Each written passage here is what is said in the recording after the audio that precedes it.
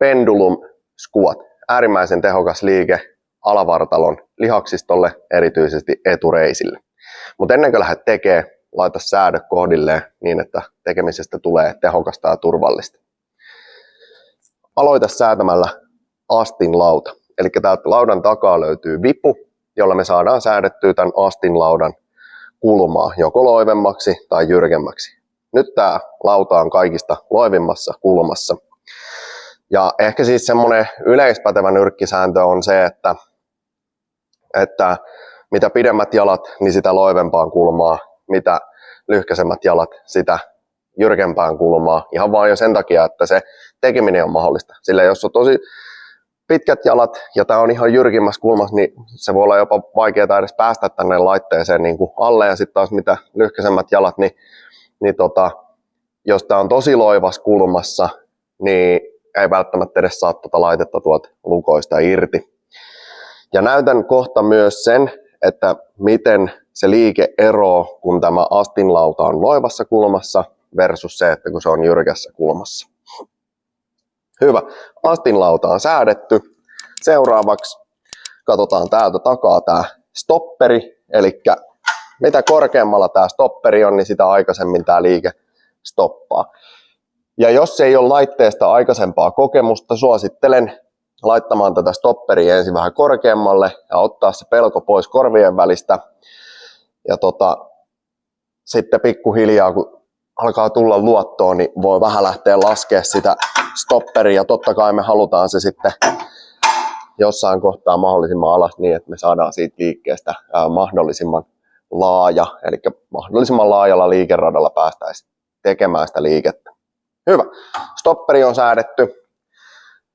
Ja seuraavaksi lähdetään tekemään itse liikettä. Nyt mä näytän, kun tämä astinlauta on kaikista loivimmassa kulmassa, miltä tämä liike näyttää. Eli jalat astinlaudalle. Otetaan tuommoinen lantionlevyinen jalka-asento. Selkä tiukasti kiinni penkissä, hartiatuissa. Otetaan kahvasta kiinni, työnnetään pikkusen ylöspäin, lukko räpsähtää auki ja lähdetään laskemaan alas.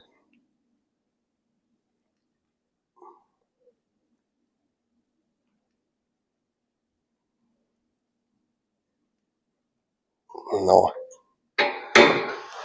Siinä näitte, kun astinlauta oli loivassa kulmassa. Seuraavaksi säädetään tämä astinlauta jyrkimpään kulmaan ja tehdään uudestaan.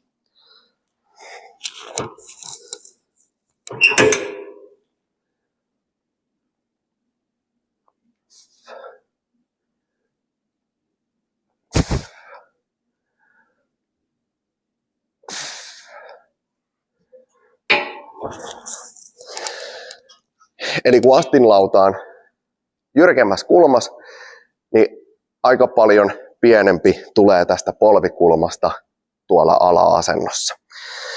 Ja kun on pieni polvikulma, tulee venytystä etureiteen ja sehän on aina sit kiva juttu etureiden lihaksistolle kehityksen kannalta. Vielä semmonen tipsi, että jos haluaa vielä syvemmälle tai sitten jos on vähän lyhkäisempi ihminen ja haluaa tätä tehdä, mitä kyllä suosittelenkin, että tekee, niin asetetaan tämmöiset joogablokit tänne näin. Toiselle puolelle sama juttu.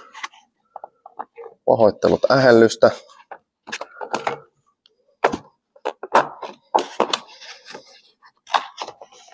Noin. Nyt on joogablokit siellä. Sitten mennään uudestaan tänne kyytiin.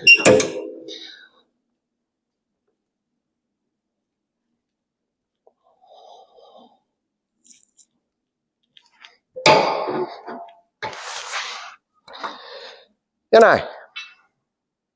Näiden avulla niin pystyy tekemään lyhkäisempikin kaveri tätä liikettä.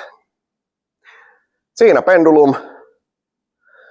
pendulum melko kattavasti. Ehkä vielä sen verran lisäisi, jos haluat lisää kuormaa, niin tänne päähän laitetta, eli tonne kun laitetaan, niin se lisää vastusta ja tänne päähän kun laitetaan, niin se keventää liikettä, mutta tosi lempeästi keventää, eli semmoinen 15 kiloa kun laitetaan tuonne toiseen päähän, niin se tekee siitä liikkeestä vaan vähän semmoiseen jouhevamman, pehmeämmän.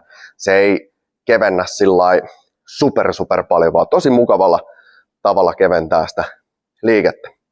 Ihan rohkeasti kokeilemaan niin kevennystä kuin sitten lisäkuormaa. Tietysti jos kelkka tuntuu raskalta, niin silloin ei kannata laittaa vielä tonne, että sitten mieluusti laittaa tonne toiseen päähän aluksi testailemaan.